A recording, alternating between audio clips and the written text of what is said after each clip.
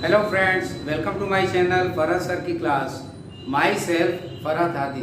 सो friends, कैसे हैं आप सब? उम्मीद करता हूं जहां भी होंगे अच्छे से होंगे और खुश होंगे। Friends, our topic is today memory. In this lecture I am going to tell you about memory, its types and its uses. Okay, so please keep watching my lecture till the end and don't forget to like, subscribe and share my channel, and please pay attention in the class. So let's begin the class. So friends, आज का हमारा topic है memory, जिसमें मैंने memory की classification बताई हुई है। थोड़ा सा मैं ब्रीफ इंट्रोडक्शन मेमोरी के बारे में आपको दे देता हूँ कि व्हाट इज मेमोरी। तो मेमोरी की एक डिफिनीशन अगर आप लिखना चाहें इंट्रोडक्शन, तो ये आप लिख सकते हो कि इट इज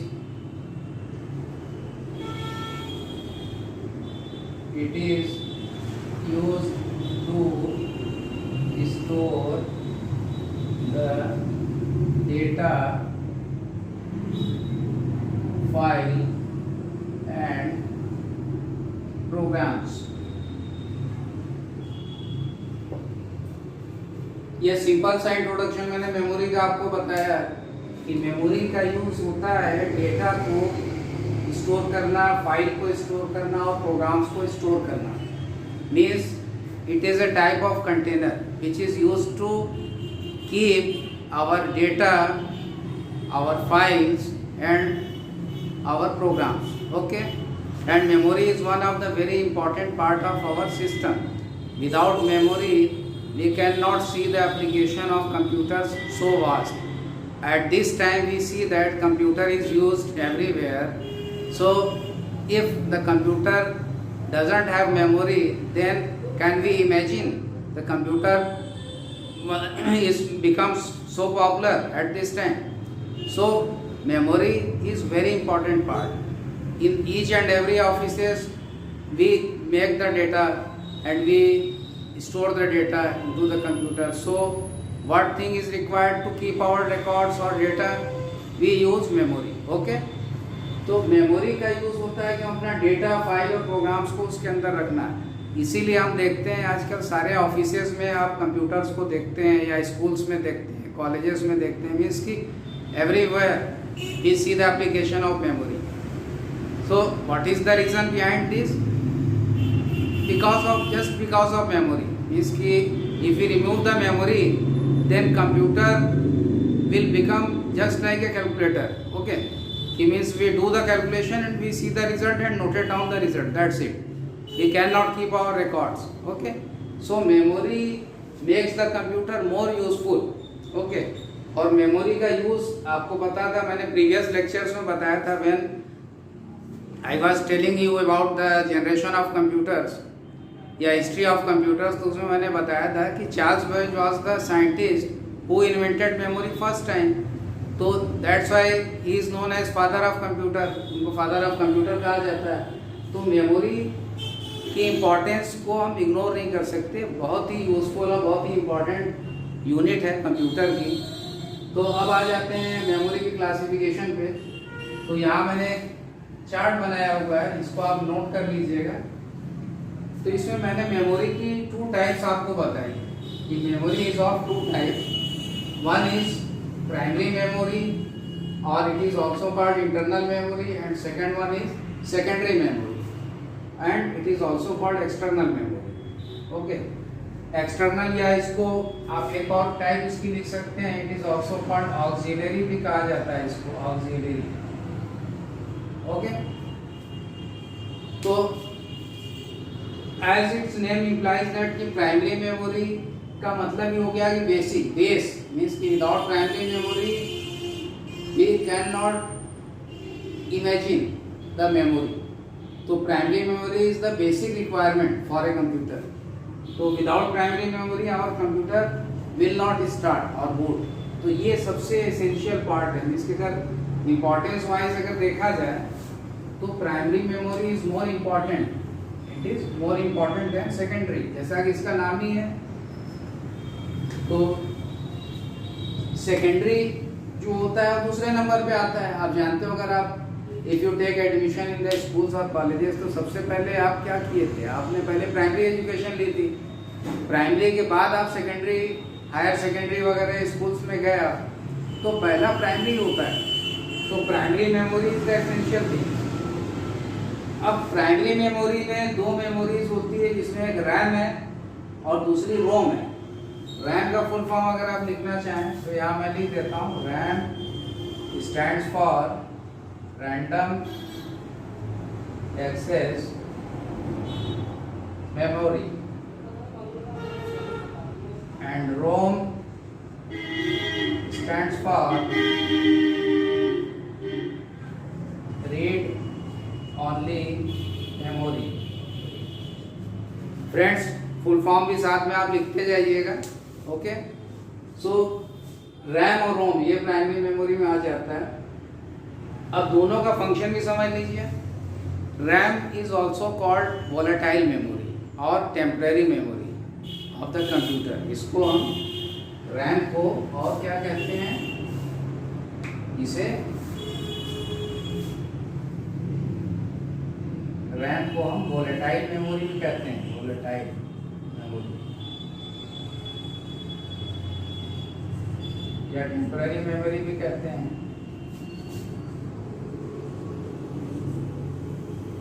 या इसे आप मेन मेमोरी भी कहा जाता है।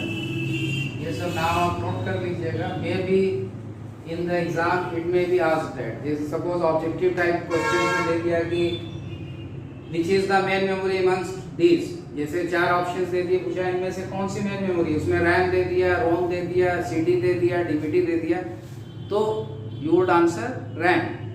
RAM is also known as main memory of the computer. Main इसलिए क्योंकि CPU directly communicates with the RAM. RAM से डायरेक्टली कम्युनिकेट करता है हमारा सीपीयू।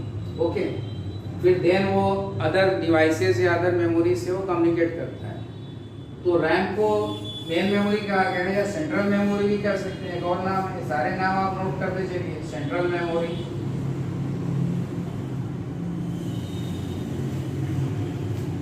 ओके। अगेन क्लासिफिकेशन हुई तो इसमें 2 टाइप्स हैं, एक एस रैम है, दूसरा डी रैम है। अब एस रैम का मैं फुल फॉर्म लिख देता हूं।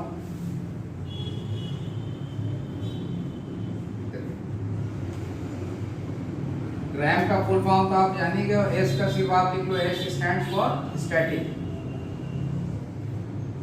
इसका फुल फॉर्म हुआ स्टैटिक रैम। और फिर डी का अगर फुल फॉर्म लिखना चाहो, डी रैम में D stands for dynamic. D RAM में अगर आप लिखना चाहो तो डी मीन्स हुआ डी फॉर डायनामिक। और रैम का फुल फॉर्म तो मैंने लिख ही दिया, रैंडम एक्सेस मेमोरी। अब स्टैटिक रैम और डायनामिक रैम क्या है? इसमें से ज्यादा अगर रैम की बात की जाए तो we use D RAM mostly we use कौन सा मोस्टली यूज होता है? D RAM. जो आप कहते हो मेरे कंप्यूटर में 2 GB रैम है, 4 GB रैम है, 1 GB है, अर्लियर डेज में और कम होती थी 500 MB। तो ये सब जो रैम होती थी तो वो क्या होती थी? वो डी रैम की बात होती थी। डी रैम ही होता है जो आप रैम की कैपेसिटी बताते हो कि हमारे सिस्टम में इतना रैम लगा हुआ है। ओके।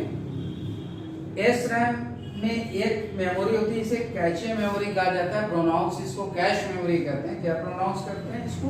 कैश। लिखा कैचे है बट इसको कैचे नहीं पढ़ना चाहिए, कैश मेमोरी पढ़ना चाहिए। कैश में 3 टाइप्स की मेमोरी है, L1, L2, L3। L stand for level. L का मतलब क्या हुआ? लेवल। आप यहाँ लिखते जाइए सभी का फुल फॉर्म। लेवल तो level 1 cache memory, level 2 cache memory, level 3 cache memory. Level 1 जो कैश मेमोरी होती है वो कहाँ पे इनबिल्ट होती है? ये होती है हमारी प्रोसेसर के साथ। प्रोसेसर के साथ इनबिल्ट होती है। ये मदरबोर्ड के साथ होती है हमारे। और थर्ड वाली जो होती है वो हार्ड डिस्क के साथ होती है। ये इनबिल्ट होती है इसके साथ, मतलब प्रोसेसर में इनबिल्ट होती है लेवल 1, ये लेवल 1 होगी। लेवल 2 मदरबोर्ड में इनबिल्ट होती है। लेवल 3 जो है वो हार्ड डिस्क ड्राइव के साथ इनबिल्ट होती है। और कैश मेमोरी का पर्पस क्या होता है, ये हमारी स्पीड को इम्प्रूव करता है। कैश मेमोरी में एक इम्पॉर्टेंट पॉइंट ये है कि cache memory is the fastest memory amongst all. इसकी एक्सेस टाइम सबसे कम है डेटा की। एक्सेस टाइम मीन्स होता है रीड और राइट टाइम जो होता है। कैश मेमोरी में आप एक चीज लिख सकते हो, it is the fastest memory amongst all।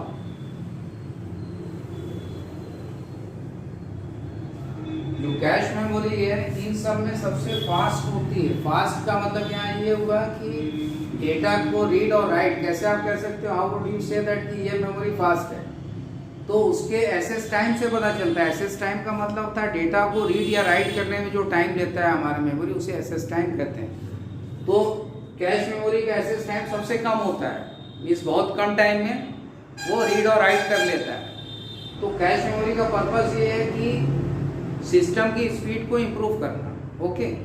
But ये कैश मेमोरी जो होती है बहुत ज़्यादा अमाउंट में नहीं होती है, इसका अमाउंट बहुत कम होता है, ये स्मॉल अमाउंट में होती है कैश मेमोरी। इसका जो अमाउंट है बहुत कम होता है, स्मॉल अमाउंट।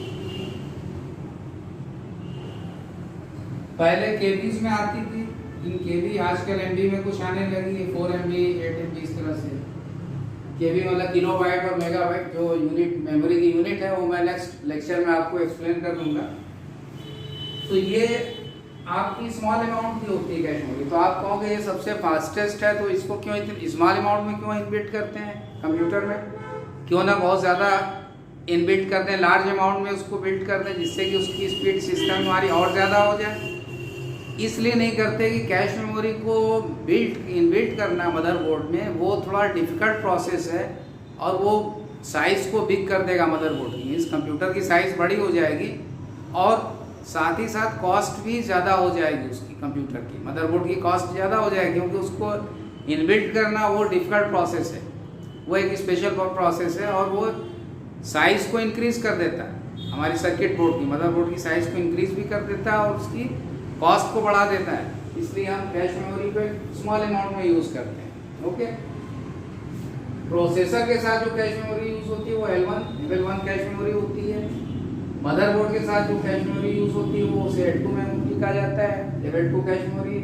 और हार्ड डिस्क ड्राइव के साथ एक कैश मेमोरी यूज़ जो होती है वो L3। ये अभी लेटेस्ट आया है, पहले सिर्फ मदरबोर्ड और प्रोसेसर में ही कैश मेमोरी होती थी। सबसे पहले अर्लियर डेज की बात करें तो लेवल मदरबोर्ड वाली कैश मेमोरी यूज़ होती थी, फिर प्रोसेसर में आई और फिर हार्ड डिस्क में आई। तो इसको इन चिप से साथ इनबिल्ट करने का पर्पस क्या है कि उसकी स्पीड, जो डेटा कम्युनिकेशन की स्पीड है, दैट बिकम्स हायर, वो ज़्यादा हाई स्पीड हो जाए आपकी, ओके।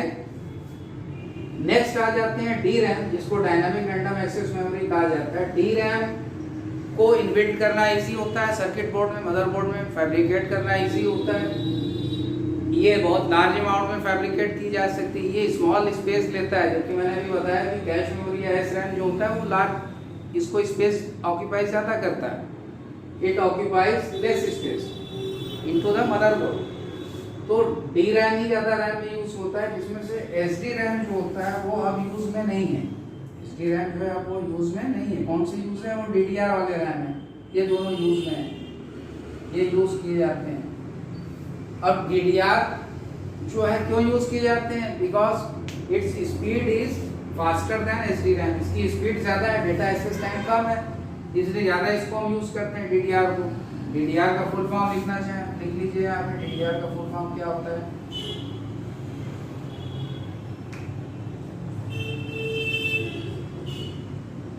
तो DDR का फुल फॉर्म आप लिख लीजिए डबल डेटा रेट। इसकी नेम से पता चल जा रहा है कि इसका जो डेटा रेट है, डेटा की स्पीड जो है कम्युनिकेशन की, वो डबल है, फास्ट है। तो इसीलिए पहले DDR1 भी आते थे, अब आजकल DDR2 DDR3 वाले रैम ज़्यादा यूज़ हो रहे हैं। तो ये रैम की अगर आप बात कीजिए, ध्यान से इस पॉइंट को आप सुनिएगा कि रैम की अगर if you are talking about the RAM, then it is obvious that कि we are talking about DRAM, okay. और DRAM में भी कौन सा, DDR वाले रैम आजकल यूज़ में आ रहे हैं, ओके, क्लियर।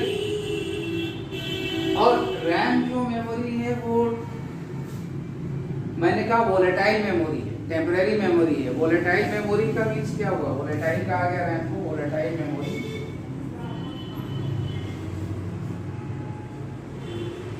इसका मतलब ये हुआ कि it contains the data till the power is on। Contains भी कह सकते हैं, रिटेंस भी कह सकते हैं। तो ये डेटा को तब तक रखता है जब तक कि पावर ऑन, मतलब पावर सप्लाई जब तक हम चालू रखेंगे सिस्टम की, तब तक रैम में डेटा रहेगा। Otherwise as soon as you switch off the power, the data will be erased, okay, from the RAM automatically. तो जो डेटा है वो रैम में से इरेज हो जाएगा जैसे ही अगर आपने पावर सप्लाई ऑफ कर दी। तो ये इसमें डेटा तभी तक रखता है जब तक कि पावर ऑन रहता है, ओके, क्लियर। तो ये वोलेटाइल मेमोरी या रैम का ये पर्पस होता है। आप कहोगे कि परमानेंट क्यों नहीं है, ये क्यों स्टोर नहीं करता डेटा को परमानेंटली, ये थोड़ी देर तक के लिए डेटा को क्यों रखता है। तो देखिए ये सेंट्रल मेमोरी है, इसको सेव करने के लिए, डेटा को परमानेंटली सेव करने के लिए नहीं बनाया गया। ये प्रोसेसिंग के लिए, डेटा को रखने के लिए सीपीयू जब प्रोसेस करता है, किसी ऑपरेशन को करता है, तो उस दौरान डेटा को रखने के लिए वो रैम का यूज़ करता है। फिर फाइनली उसको भेज देता है, डिस्प्ले करवा देता है आउटपुट पे, या अगर कोई if the user wants to save their data permanently then he uses secondary memory. तो सेकेंडरी मेमोरी का वो यूज़ करता है परमानेंटली सेव करने के लिए, इनमें से कोई यूज़ कर सकता है। बट सिस्टम हमारा जो यूज़ करता है, सीपीयू जो यूज़ करता है डेटा को रखने के लिए, किसको यूज़ करता है, रैम को यूज़ करता है, रैंडम एक्सेस मेमोरी को यूज़ करता है प्रोसेसिंग के दौरान। तो इसीलिए इसको वोलेटाइल या टेम्पररी मेमोरी कहा जाता है। कि परमानेंटली ये नहीं रखता, क्योंकि उसका पर्पस सिर्फ ये है कि प्रोसेसिंग के टाइम यूज़ होने वाली वो मेमोरी, अगर वो परमानेंट मेमोरी हो जाएगी, उसमें डेटा परमानेंटली सेव होने लगेगा, तो फिर क्या होगा, सीपीयू नेक्स्ट डेटा अगर उसको रखना होगा या प्रोसेसिंग करनी होगी, फिर उसको जगह जो है कंजेशन हो जाएगी, जगह की मतलब कमी होने लगेगी, क्योंकि वो ऑक्यूपाई करेगा प्रीवियस डेटा। तो फिर स्पीड बिकम स्लो, सिस्टम की स्पीड स्लो हो जाएगी फिर उस केस में। तो इसीलिए मैन्युफैक्चरर उसको टेम्परेरी बनाता है, वोलेटाइल बनाता है, जिससे प्रोसेसिंग के टाइम उसको यूज़ करें। जैसे ही सिस्टम ऑफ हो जाए, स्विच ऑफ हो जाए कंप्यूटर, तो सारा चीज़ रैम में से फ्लैश हो जाता है, क्लियर हो जाता है, ओके, फिर से वो फ्रेश हो जाती है। इसीलिए जब हम लोग सिस्टम को ऑन करते हैं तो एक रिफ्रेश ऑप्शन होता है, उसको भी यूज़ करते हैं अपना वर्क स्टार्ट करने से पहले। क्यों? क्योंकि जो भी चीज़ें रैम में स्टोर हैं तो वो भी निकल जाए, क्लियर हो जाए, रैम क्लियर हो जाए, जिससे कि वो फ्रेश एकदम हो जाए, ओके। तो I hope that you would have understood this point. तो रैम आपको क्लियर हो गया होगा। अब आ जाते हैं रोम पे। रोम का फुल फॉर्म है रीड ओनली मेमोरी, और रोम का जो फंक्शन है या रोम को कहा जाता है परमानेंट मेमोरी। रोम को हम क्या कहते हैं, परमानेंट मेमोरी। और रोम के अंदर एक प्रोग्राम स्टोर होता है, it stores, it is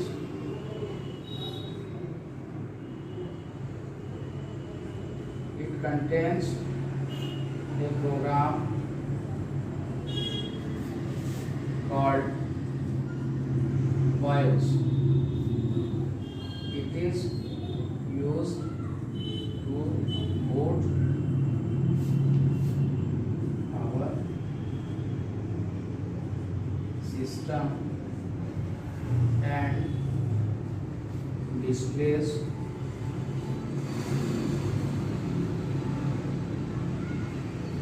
system configuration. Okay, तो रोम का फंक्शन ये है कि इसके अंदर एक प्रोग्राम होता है जिसको बायोस कहा जाता है। फुल फॉर्म इसका बेसिक इनपुट आउटपुट सिस्टम है बायोस का। तो बायोस प्रोग्राम का जो यूज होता है वो बहुत इंपॉर्टेंट होता है। वो हमारे सिस्टम को बूट करवाता है। बूटिंग का एक प्रोसेस मैंने प्रीवियस लेक्चर में मैं बता चुका हूँ। तो बूटिंग जो होती है वो स्टार्ट करना होता है कंप्यूटर को, और ऑपरेटिंग सिस्टम को लोड करना होगा मेमोरी में, और कॉन्फ़िगरेशन सिस्टम कॉन्फ़िगरेशन भी सिस्टम में कौन कौन से कंपोनेंट लगे हैं, उसकी क्या कैपेसिटी है, वो सारी चीज़ें डिस्प्ले करना, प्लस कंपनी की इंफॉर्मेशन डिस्प्ले करना, ये सारी चीज़ें रोम में इनबिल्ट होती हैं, मतलब एम्बेडेड होती है प्रोग्राम उसके अंदर पहले से रोम में। ओके, तो रोम का हमारा फंक्शन ये है कि इसका पर्पस ये है कि एक तो जब when you switch on the system तो सिस्टम की कॉन्फ़िगरेशन, कंपनी की इंफॉर्मेशन की जो किस कंप्यूटर का किस कंपनी का बनाया हुआ कंप्यूटर है, उसकी मेक एंड मॉडल क्या है, और सिस्टम को बूट करवाना मीन्स कि स्टार्ट करवाना, और ऑपरेटिंग सिस्टम को लोड करना मेन मेमोरी, तो ये सब काम होते हैं, ड्राइवर्स वगैरह भी लोड करना, तो ये सब सारा काम रोम का होता है, सिस्टम बूट होता है इससे। तो ये इसके बाद फिर उसका फंक्शन खत्म हो जाता है रोम का, और यूज़र जो है रोम को नहीं यूज़ करता, मीन्स कि user doesn't use either RAM और रोम। तो रैम और रोम में एक चीज़ आप लिख सकते हो कि ये जो दोनों मेमोरी है रैम और रोम, ये this is not made for the user, ये सिस्टम मेमोरी, ये आप एक पॉइंट लिखिए, सिस्टम मेमोरी है कौन सी, रैम एंड रोम, मीन्स कि they are used by the system, मतलब कंप्यूटर इसे यूज करता है रैम और रोम को, ये यूजर नहीं यूज करता, ये सिस्टम मेमोरी। ओके, अब रोम का फंक्शन क्या होता है, रोम में बता दिया मैंने, फंक्शन बता दिया, सॉरी। अब आ जाते हैं 4 टाइप्स के मैंने रोम लिखे हैं, एम रोम है, पी रोम है, ईपी रोम है और ई रोम है। ओके, अब इसको समझते हैं। तो रोम का फुल फॉर्म मैंने लिख दिया, रीड ओनली मेमोरी। पी अगर लिखा हुआ है, पी रोम, चलिए लिख देते हैं पी का, पी फॉर प्रोग्रामेबल, प्रोग्रामेबल। फिर से मैं लिख देता हूँ रीड ओनली मेमोरी। फिर ईपी रोम अगर लग गया, एक एम रोम भी है, सॉरी एम भी ले लीजिए, चलिए एम रोम, तो एम का सिर्फ लिख दीजिए मास्क, और रोम तो वही रहेगा, सेम रहेगा, एम रोम अगर आपने लिखा। ईपी रोम में 2 चीज़ें हैं, इरेजेबल, ई फॉर इरेजेबल और ई फॉर प्रोग्रामेबल, और रोम वही है।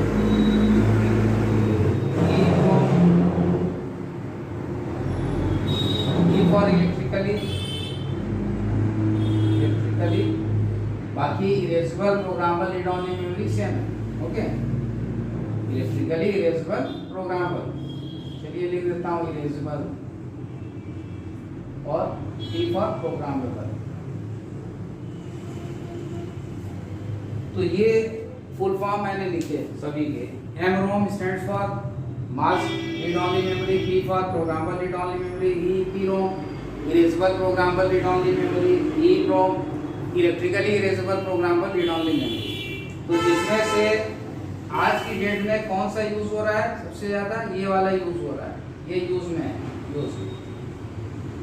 ओके, इसको बायोस चिप भी कहा जाता है, ई रोम को क्या कहते हैं, बायोस, बायोस चिप भी कहते हैं। जो कहते हैं कि बायोस इसमें किस कंपनी का लगा हुआ है, जो डिस्प्ले होता है जब when you switch on the system, award का बायोस है या एमआई का बायोस है, तो कंपनी का नाम शो करता है। तो बायोस चिप होती है, उसमें बायोस का प्रोग्राम होता है, तो बायोस चिप इसी को कहते हैं, ई रोम को। इसको फ्लैश बायोस भी कहा जाता है। ओके, तो इसमें ये प्रोग्राम लोड होते हैं। अब इसमें एम रोम सबसे पहले अर्लियर डेज में यूज होते थे, मास्क रोम मीन्स कि इसमें एक बार प्रोग्राम जो स्टोर्ड हो जाते थे, फिर उसके बाद कंपनी परमानेंटली उसको लॉक कर देती थी उस चिप को, और company does not permit the programmer to reprogram that ROM. Okay, तो वो परमिट नहीं करती थी कंपनी, बस कंपनी ने जो एक बार प्रोग्रामिंग कर दी उसको चेंज नहीं किया जा सकता। ओके, तो ये अब यूज में नहीं है मास्क रोम, इसी वजह से। फिर नेक्स्ट आ गया प्रोग्रामेबल रीड ओनली मेमोरी। ये प्रोग्रामेबल होती थी बट वन टाइम, एक बार आपने प्रोग्रामिंग कर दिया और अगर वो कंप्लीट हो गई फिर उसमें आप you can not save new data. Okay, तो ये पी रोम होता था। फिर नेक्स्ट इसके बाद हमारा ईपी रोम आया, erasable programmable read only memory. EPROM जो होता था उसका कंटेंट्स जैसा कि as its name implies that कि यू कैन या और a programmer can erase the contents of ROM chip. Okay, उसको इरेज करके एंड ये कैन रीप्रोग्राम द रोम, उसको फिर रीप्रोग्राम किया जा सकता था। रीप्रोग्राम मतलब अपने से फिर नया प्रोग्राम उसमें स्टोर कर सकते थे, तो वो इरेजेबल होती थी। तो वो चीज़ जो इरेजेबल होती थी इसको इरेज कैसे करते थे? इरेज करने के लिए इसमें जो होता था EEPROM में we use ultra violet rays, क्या यूज करते थे? UV rays. UV का फुल फॉर्म है अल्ट्रा वायलेट रेज। उस चिप में एक शीशे का ग्लास ऊपर लगा रहता तो उसमें अल्ट्रा वायलेट रेज हम डालते थे ऊपर से, तो उसके कंटेंट्स वो फ्लैश हो जाते थे, इरेज हो जाते थे, तो उसकी रीप्रोग्रामिंग हो जाती है। फिर लास्ट जो इलेक्ट्रिकली इरेजेबल आया, ये मदरबोर्ड की एक सप्लाई होती है, उसको अगर आपने वो 2 पिन शॉर्ट कर दी तो सारा कंटेंट्स उसका इरेज हो जाएगा, तो यू कैन रीप्रोग्राम इट। तो ये ज़्यादा इजी होता है क्योंकि इसमें अल्ट्रा वायलेट रेज का आपको यूज़ करना पड़ रहा है, तो ये ज़्यादा easily you can erase it. Okay, तो इसीलिए इसका यूज़ ज़्यादा होता है आजकल इलेक्ट्रिकली इरेजेबल का। ओके, अब आ जाते हैं फ्रेंड्स हमारी सेकेंडरी मेमोरी, जो जिसको एक्सटर्नल मेमोरी भी कही जाती है इसको, और ऑक्सिलरी मेमोरी भी कहा जाता है इसे। इसको जानते हैं क्या इसके यूज है?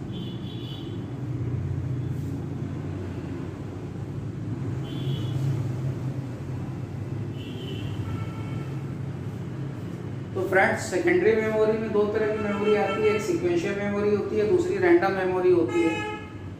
और सेकेंडरी मेमोरी जो होती है it is used by the user. Secondary memory के बारे में आप लिख सकते हो, पहली चीज it is used by the user to keep their data files और प्रोग्राम्स परमानेंटली।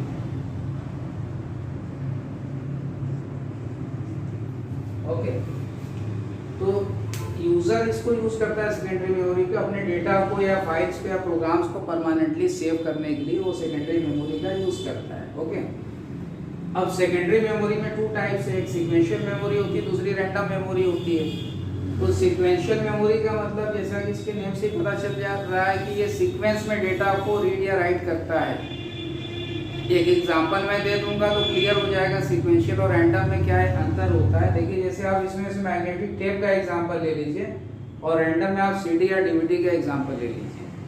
तो पहले अर्लियर डेज में एक कैसेट्स आती थी, ऑडियो कैसेट्स या वीडियो कैसेट्स। तो मैग्नेटिक टेप भी सिमिलर टू ऑडियो कैसेट और वीडियो कैसेट की तरह होता है और उसका कॉन्सेप्ट भी वही होता है। तो कैसेट्स में जो सॉन्ग्स रिकॉर्ड होते थे वो एक सीक्वेंस में होते थे। Suppose you are playing the first song and you want to listen the third song और फिफ्थ सॉन्ग, तो आप क्या करते थे, उसमें टेप रिकॉर्डर में एक हेड होता था, फास्ट फॉरवर्ड का बटन होता था, तो उसे आप पुश करते थे तो वो कैसेट्स जो होती थी, रील होती थी, वो आगे बढ़ती थी। और फिर आप एक ट्रायल एंड एरर मेथड होता था, मीन्स कि उसमें एकदम श्योर आप नहीं होते थे कि मैं दबा रहा हूँ तो थर्ड पे ही पहुँच जाएगा, मे भी हो सकता है कि भी सेकंड पे पहुँचा हो या थर्ड से थोड़ा आगे चला गया। तो उसमें 2 दिक्कत होती थी, एक तो एग्जैक्ट थर्ड से शुरू नहीं होता था और दूसरा जो है वो टाइम टेकिंग था सीक्वेंस, मतलब ये स्लो भी होता था और एक्यूरेट भी नहीं होता था। इसमें आप 2 चीज़ें हैं, it is slower and less accurate, less accuracy, ये 2 डिमेरिट होते थे।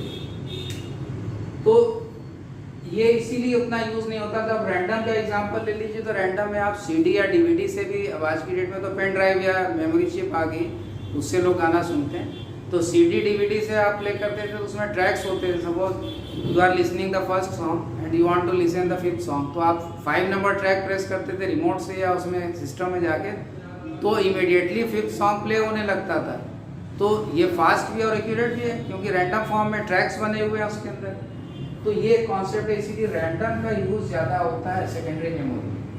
सेकेंडरी मेमोरी में हम जो यूज़ करते हैं वो रैंडम मेमोरी का यूज़ करते हैं at this time. Mostly we use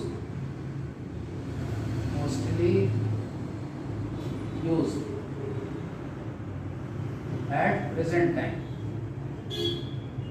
present time में ये यूज होता है कौन सा, रैंडम मेमोरी। अब सीक्वेंशियल नहीं यूज होता उतना। सीक्वेंशियल में दो आते हैं, मैग्नेटिक टेप और ड्रम। टेप कैसेट्स की तरह होती थी, ड्रम के शेप में होता था। दोनों का पर्पस होता था डेटा को स्टोर करना, और ये बहुत लार्ज अमाउंट का होता था टेप वगैरह। पहले गवर्नमेंट ऑफिसेज में भी यूज किए जाते थे मैग्नेटिक टेप्स वगैरह, टू कीप देयर रिकॉर्ड्स, उनके रिकॉर्ड्स को रखने के लिए मैग्नेटिक टेप वगैरह। तो अब नहीं यूज होते, अब आ जाते हैं रैंडम में। फ्लॉपी डिस्क आती है, हार्ड डिस्क आता है, सीडी है, डीवीडी है और पेन ड्राइव है। तो फ्लॉपी डिस्क की जो कैपेसिटी है वो कैपेसिटी वाइज लिखना चाहे तो 1.44 MB की होती है। हार्ड डिस्क आजकल 1 to 5 टेराबाइट के बीच में आप लिख सकते हो। सीडी जो है वो 700 MB की होती है। डीवीडी की कैपेसिटी आप लिखना चाहो तो 4.7 GB की होती है, से लेके 64 GB तक भी आती है। पॉपुलर ज़्यादा 4.7 GB है, और पेन ड्राइव जो होती है वो वेरी करती है। आज की डेट में 4 to 64 GB तक की पेन ड्राइव है, मे भी उससे बड़ी आती हो। तो ये capacity, MB stand for megabyte, ये टेराबाइट है, ये गीगाबाइट है। लिखना चाहे तो यहाँ भी लिख सकते हैं MB, ये यूनिट्स है मेमोरी की, उसका डिटेल्स मैं बताऊंगा किसी अदर्स लेक्चर में। और GB stand for gigabyte and TB stand for terabyte. सारी चीज़ें फ्रेंड्स नोट करते रहिएगा, ये इंपॉर्टेंट चीज़ मैं बता रहा हूँ। फ्लॉपी डिस्क की कैपेसिटी सबसे कम थी इसमें से। Floppy disk was the smallest amongst all, that's why it is not used at present time. तो प्रेजेंट टाइम में इसको हम यूज़ नहीं करते क्योंकि कैपेसिटी इसकी बहुत कम है, 1.44 MB की है। तो it is not used eight this time. Even कि आप एक इमेज भी आज की डेट में लेते हो तो 3 से 4 MB की होती है, तो ये तो 1.44 MB की आती थी। हार्ड डिस्क यूज होती है आज भी, और हार्ड डिस्क परमानेंट डिस्क होती है, फिक्स डिस्क होती है जो कंप्यूटर में लगी हुई रहती है। हर सिस्टम में ये लगी हुई रहती है, इसे फिक्स डिस्क भी कहा जाता है, फिक्स डिस्क या ड्राइव। क्यों? क्योंकि ये लगी हुई रहती है परमानेंट डिस्क। सारे सिस्टम में हार्ड डिस्क लगी होती है। हार्ड डिस्क का भी मैं एक लेक्चर दूंगा, उसमें डिटेल्स बताऊंगा हार्ड डिस्क। फिर सीडी आ जाते हैं 700 MB। सीडी का फुल फॉर्म लिखना हो तो लिख लीजिए, सीडी कॉम्पैक्ट डिस्क कहा जाता है।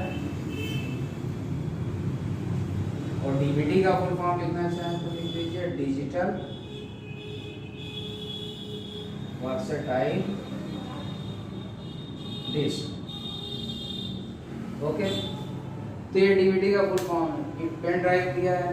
सीडी डीवीडी अब आज की डेट में उतना पॉपुलर नहीं है, ये रिमूवेबल डिस्क में आता था। मीन्स के यूजर यूज टू कीप या to take backup of their data और फाइल्स। तो उसके लिए अपने बैकअप लेने की, बैकअप मीन्स हुआ कि अपने सिस्टम में से कोई डेटा सीडी डीवीडी या पेन ड्राइव में लेना हो तो वो यूज़ करते थे सीडी डीवीडी को। अब आजकल सीडी डीवीडी यूज़ नहीं होती है। क्यों? क्योंकि वो कैरी करने में डिफिकल्ट होती। Pen drive small amount, small size की होती है। It is easy to carry, it is easy to take anywhere.